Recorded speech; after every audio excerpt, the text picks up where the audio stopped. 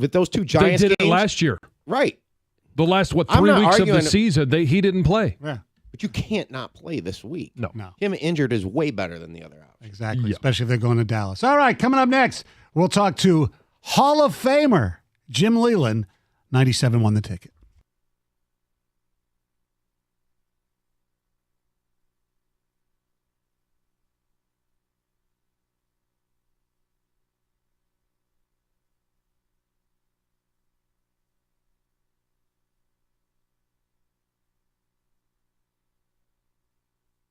Brought to you by Michigan Hair Restoration. Tough home at loss for U of M. Indiana cut off a full court pass in the final seconds at Chrysler Center, and Michigan Hoops couldn't even get off that final shot. In a 78-75 loss at home to the Hoosiers, Phil Martelli not happy about some of their issues, especially putting Indiana into early bonuses.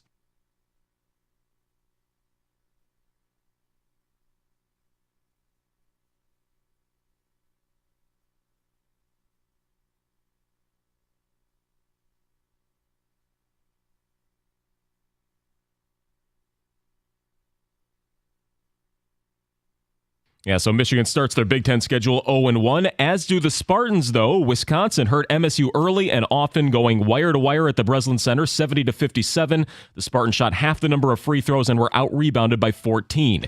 In downtown Detroit, the Red Wings are rolling. A third straight win as they hung on to beat Buffalo 5-3 on the road. They scored the first 4 goals of the game and killed a 6-on-4 for the final 1:57 of play.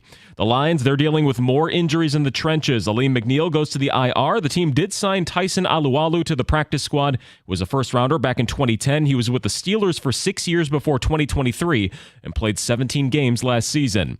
And the Tigers dropped a spot in the lottery based on the odds. They'll select number 11 in the next MLB draft. They had a 1.6% chance to win it. Cleveland won it with a 2% chance. The Reds, Rockies, A's, and White Sox round out the top 5. At the Ticket Update Desk, I'm Chris Villar. For more, go to 97.1 The Ticket and Odyssey.com.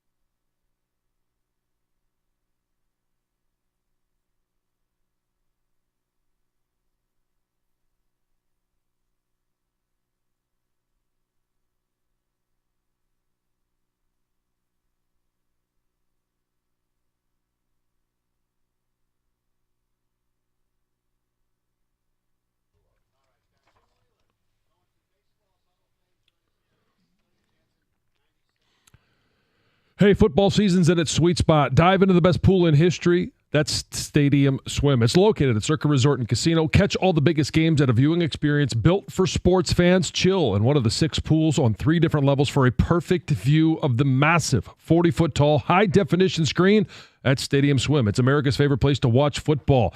You got swim-up bars, Insta-ready selfie walls, and one non-stop football party going on every single day. Score your perfect game day spot with cozy day beds, private cabanas, or grab a lounge at the center of the action. Reserve your spot today. It's 365 days of sports poolside, located at Circa Resort and Casino in downtown Las Vegas on Fremont Street.